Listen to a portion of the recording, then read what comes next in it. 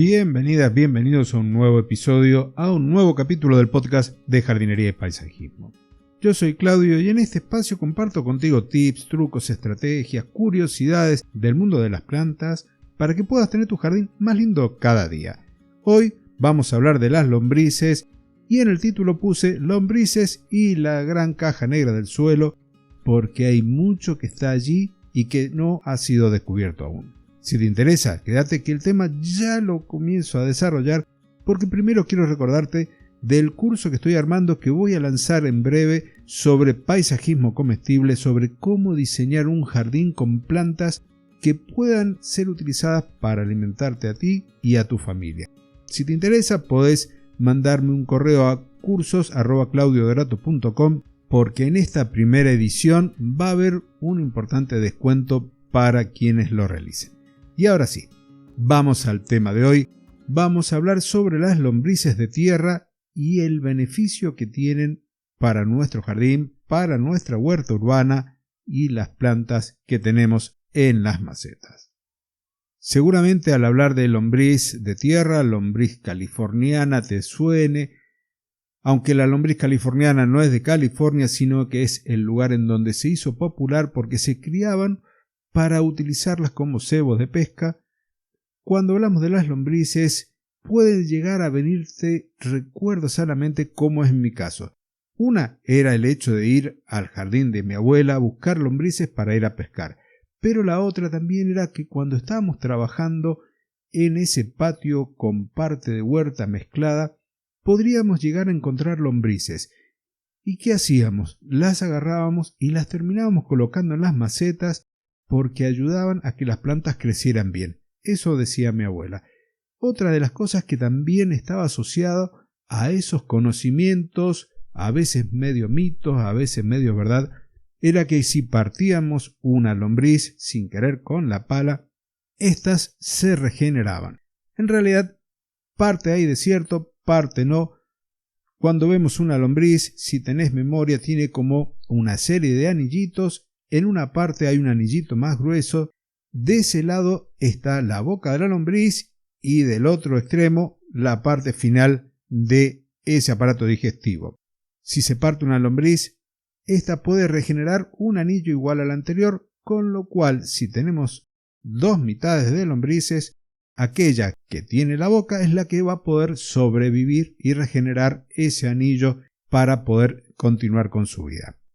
La vida de una lombriz está entre los 4 y 8 años dependiendo de las especies, y como especies hay muchísimas, hay más de 2000 según algunos estudios, otros aseveran que hay muchos más, alrededor de 4000 especies a lo largo del mundo, y algo que es curioso, al menos a mí me llamó la atención, es que hay dos valores, dos condicionantes que determinan la proliferación. Uno es la temperatura y otro es la humedad. El de la humedad, todos bien sabemos que si el suelo está seco no hay lombrices, estas se mueren, respiran a través de las paredes, de su piel y tiene que estar permanentemente húmeda. Pero hablando de humedad y hablando de temperatura, uno puede pensar que en las zonas tropicales hay más abundancia de lombrices que en las zonas templadas. Y no es así, es exactamente al revés. Los valores altos de temperatura afectan a la vida de las lombrices, por lo cual su población se está viendo bastante afectada con el cambio climático. Cuando pensamos en las lombrices, pensamos también en los beneficios que tiene al suelo. Una lombriz va a poder producir humus, que es esa sustancia que le va a dar de comer a nuestras plantas, en cantidad. Y esto es así, más o menos, dependiendo de la especie de lombriz, va a procesar desde su peso a 30 veces su propio peso de suelo. Esto es, si tenemos una lombriz de 1 gramo, a lo largo del día va a haber pasado por su cuerpo 30 gramos de suelo. Si tenemos un suelo con buena fertilidad, con buena cantidad en realidad de materia orgánica, podríamos llegar a tener de 100 a 200 lombrices por metro cuadrado. Así que imagínate la cantidad de suelo que están moviendo y que están enriqueciendo con nutrientes. Y una lombriz no es un organismo solo, en su interior hay cientos o miles de bacterias que forman parte de este organismo, que están con este organismo y que también procesan esa materia orgánica que está consumiendo la lombriz. De hecho, lo comenté en algún episodio que podríamos llegar a considerar a una lombriz como una especie de colectivo que lleva microorganismos desde un nivel del suelo al otro. Y cuando lo hace, va a ir generando galerías que van a estar construyendo también parte de esa estructura del suelo, y de allí que se las considere como las ingenieras del suelo.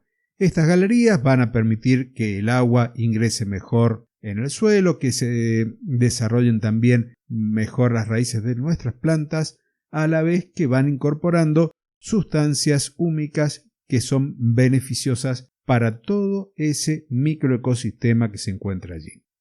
Y si te preguntas si las lombrices han sido veneradas en algún momento como dioses o semidioses, te digo que sí.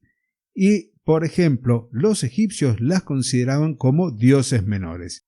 Y quizás este comentario también te lleve a recordar la película 7 años en el Tíbet, en donde las lombrices que se encontraban en una obra en construcción eran recogidas y se llevaban a resguardo, a otro sector.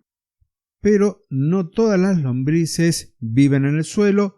Las lombrices californianas viven en la hojarasca procesando el material, y de allí que la podemos criar en nuestro hogar, en nuestro jardín, para poder ir procesando los restos verdes que salen del jardín o que salen de nuestra cocina.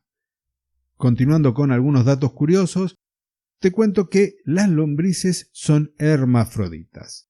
Por lo tanto, tienen órganos reproductores masculinos y femeninos, pero no pueden autofecundarse. Si has observado bien a una lombriz de tierra, verás que tienen una serie de anillitos, pero hay uno más gordo. Ese más gordo se llama clitelo y es el que van a utilizar para unirse dos lombrices y generar en dicho lugar un saco en donde va a haber entre 1 y 20 huevos, de los cuales a las 2 semanas saldrán nuevas lombrices. Cuando pensamos en líneas generales sobre los beneficios de tener estos organismos en el suelo, tenemos que tener presente de que su hábitat para aquellos que se alimentan en el suelo, conocido como lombrices geófagas, están entre los 10 y los 20 centímetros de profundidad, de ahí hasta la superficie, que es donde encontramos más rastrojo, más restos verdes, más materia orgánica. Por lo tanto, si aplicamos insecticidas, si aplicamos herbicidas, fertilizantes de síntesis química, estamos afectando directamente a la población de lombrices del suelo. Lombrices que, para llamarnos aún más la atención, tienen un comportamiento social, tienen la capacidad de comunicarse y de poder moverse colectivamente desde un lugar a otro del suelo en búsqueda de mejores condiciones, en búsqueda de alimento. Y para terminar el episodio de hoy, te voy a comentar sobre un detalle, unos agregados biogénicos.